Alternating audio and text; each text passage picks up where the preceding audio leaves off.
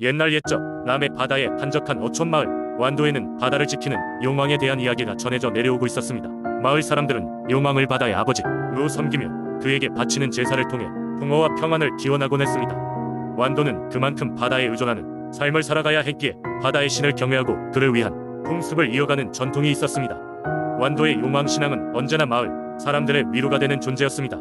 어느 해 큰 태풍이 불어와 마을 어귀를 초토화시키고 바다를 험난하게 만들었을 때 사람들은 용왕당에 모여 몸을 부르르 떨며 기도를 올렸습니다. 용왕에게 바치는 경건한 노래는 마치 진원곡처럼 바다의 바람에 휘말려 나갔고 마을의 원료들은 떨리는 손으로 용왕에게 주어지는 제물인 신선함의 산물과 곡식을 마련했습니다. 심지어 아이들마저도 작은 손으로 소원을 빌며 진심 어린 기도를 바쳤습니다. 그 기도의 결과였을까요? 다음 날 아침이 밝자 용왕의 기적이 일어났습니다. 밤새 거세게 휘몰아치던 바람은 언제 그랬냐는 듯 잠잠해졌고 바다는 고요하게 쉬어갔습니다. 마을 사람들은 용왕의 축복 덕분이라며 함께 용왕당에 모여 감사를 전했습니다. 노약자부터 어부, 여인들까지 모두가 그 순간을 잊지 못할 기적이라며 찬사를 보냈습니다. 그 후로도 완도의 주민들은 해마다 태풍의 시즌이 돌아오면 반드시 용왕에 대한 제사를 잊지 않았습니다. 그들은 용왕당에 모여 찬란한 해와 바람의 이야기를 나누고 용왕이 거처하고 계시는 바다 깊숙이 마음의 소원을 전했습니다. 바다는 예전보다 더욱 풍성한 해산물로 마을을 축복해 주었고 고요한 물결은 마을에 평화를 가져다 주었습니다. 완도의 용왕 신앙은 단순히 풍어를 기원하는 것 이상으로 마을 사람들에게는 서로가 신뢰하고 연대할 수 있게 해주는 그 자체로 소중한 공동체의 끈이었습니다.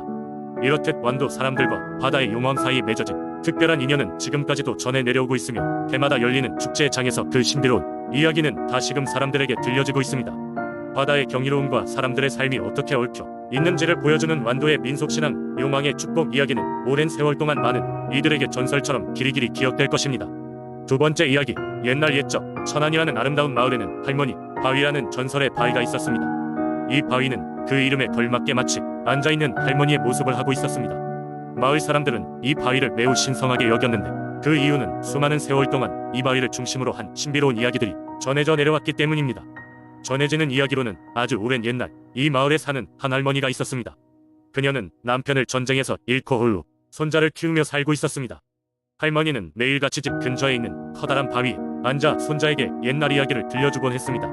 손자는 할머니의 이야기를 들으며 상상의 나래를 펼치고 언젠가 할머니처럼 지혜로운 어른이 되기를 꿈꿨습니다. 그런데 어느 날 마을에 큰 가뭄이 찾아와 사람들은 물론 동물들까지 물을 구하기 힘들어졌습니다. 이때 마을의 남자들은 물을 찾아 먼 곳으로 떠나야 했지만 어린아이들과 무인들은 남아 있을 수밖에 없었습니다. 그러던 중 한밤중에 갑작스러운 폭풍과 함께 하늘이 열리고 거대한 천둥 소리와 함께 바위가 머리맡에서 울렸다 합니다. 다음날 바위 곁에서 시원한 샘물이 솟아올라 마을 사람들을 기쁘게 했습니다. 그 이후 마을 사람들은 할머니가 하늘이 내려준 축복이라고 믿게 되었습니다.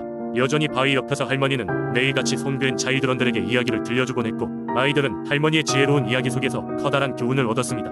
이 바위는 어느새 마을의 구심점이 되었고 마을 주민들은 1년에 한 번 바위에 감사를 표현하기 위해 할머니의 날을 기념하게 되었습니다. 이렇게 할머니 바위는 사람들에게 지혜와 용기를 주는 한편 마을 사람들이 서로를 돌보고 협력하는 정신을 상기시키는 역할을 했습니다. 현재까지도 천안의 사람들은 할머니 바위를 방문해 소원을 빌고 명상하며 정신적인 위안을 얻고 있습니다. 그리고 이 할머니 바위는 단순한 바위가 아닌 천안의 민속신앙을 대표하는 하나의 상징으로 자리 잡고 있습니다.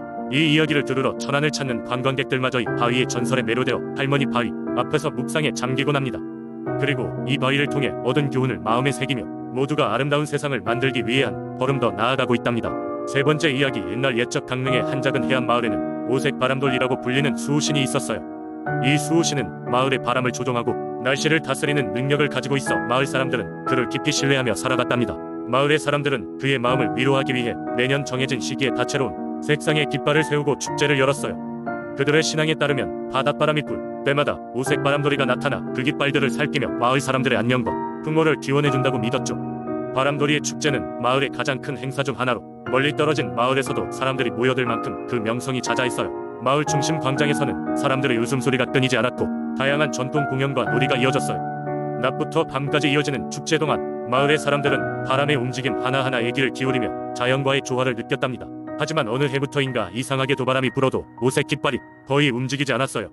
마치 무거운 무언가에 얽매인 듯 깃발은 바람을 뒤로 한 채 무겁게 늘어졌죠.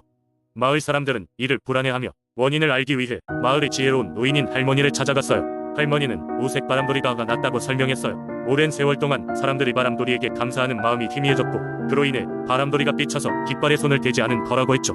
마을 사람들은 크게 반성했어요. 그리고 그해 축제에서는 오색 바람돌이에게 더욱 진심으로 감사를 전하기로 했답니다. 축제날 마을 사람들은 수호신을 기리기 위해 자신들의 최선을 다해 축제를 준비했고 그 어느 때보다도 마음을 다해 기도했어요. 그리고 드디어 마침내 축제의 정점에 이르렀을 때 놀랍게도 바람이 세차게 불며 깃발들이 춤추기 시작했어요. 오색의 깃발들이 당당히 펄럭이는 모습을 본 사람들은 모두 환희에 찼고 이때부터 사람들은 오색 바람돌이가 자신의 존재를 다시금 나타냈다고 믿게 되었죠. 그 이후로 강릉 사람들은 매해 정성껏 속마음을 담아 오색 바람돌이를 위한 작은 재단을 마을 어귀에 두었고 바람돌이 축제를 더욱 성대하게 지내며 고마움을 표현했어요. 이렇게 강릉의 작은 바닷마을에서는 바람돌이 이야기가 계속 전해져 내려왔답니다. 네 번째 이야기는 옛날 화천의 산골 마을은 풍요로운 물로 유명했습니다. 마을을 가로지르는 맑은 시냇물 덕에 주민들은 풍요로운 삶을 이어가고 있었지만 그 물에는 귀한 비밀이 숨겨져 있었습니다. 바로 물속에 사는 신비로운 요정 청류의 존재였습니다. 청류는 신비스러운 소녀의 모습을 하고 있었습니다. 그녀는 푸른 빛으로 반짝이는 길, 머리를 물속에서 자유롭게 휘날리며 언제나 맑고 잔잔한 웃음을 머금고 있었습니다. 그녀는 인간과 직접적인 대화를 나누지 않았지만 물의 흐름과 바람의 소리로 자신의 의사를 표현하곤 했습니다. 마을 사람들은 청류를 신성하게 여기며 그녀에게 풍요와 안전을 기원하였습니다. 청류의 존재 덕분에 마을의 시냇물은 가뭄이 들어도 마르지 않았고 그 물로 비추어지는 채소와 과일은 풍성하게 자랄 수 있었습니다. 사람들은 물가에 꽃과 음식을 바치며 그녀에게 감사의 마음을 전달했습니다. 그러나 시간이 흘러 마을에 욕심 많은 낯선 상인이 찾아오게 되었습니다. 그는 청류의 전설을 듣고 그녀를 잡아 돈을 벌겠다는 탐욕에 사로잡혔습니다.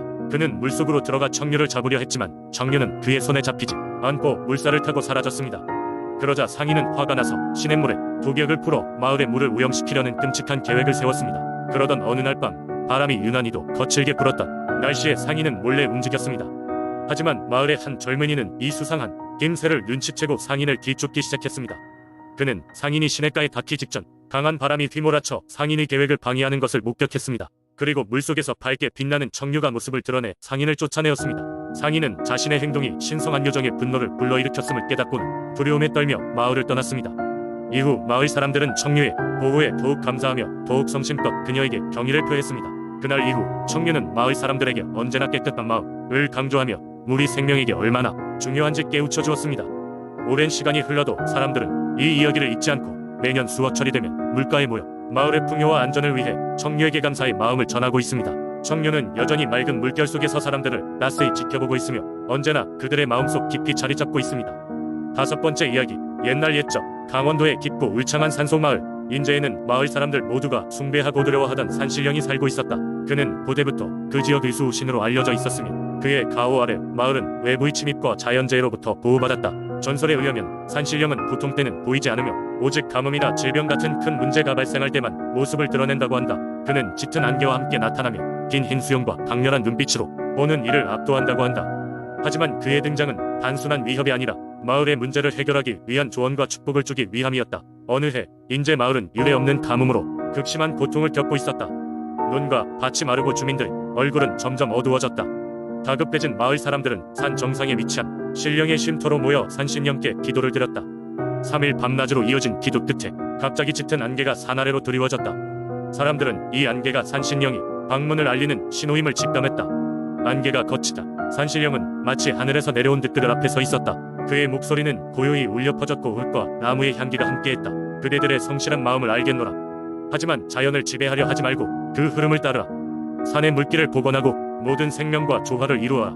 산신령은 한 노인을 지목하며 물길을 따라 산허리를 둘러보라 지시했다. 그들은 산신령의 말씀대로 물길을 따라 산허리를 조사하기 시작했다. 놀랍게도 깊은 숲속에 있는 오래된 샘이 막혀있다는 것을 발견했다.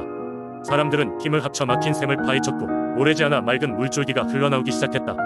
마을 사람들은 이를 기적이라 여겼고 산신령에게 감사의 제물을 바쳤다. 마을에 다시 물이 흐르자 가뭄은 서서히 물러갔고 풍년이 돌아왔다.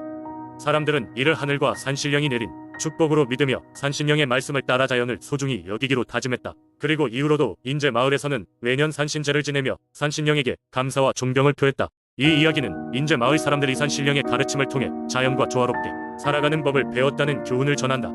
오늘날에도 인제는 그 전통을 이어받아 자연을 보호하고 풍요로운 삶을 살며 산신령의 전설의 신비와 교훈은 계속해서 전달되고 있다.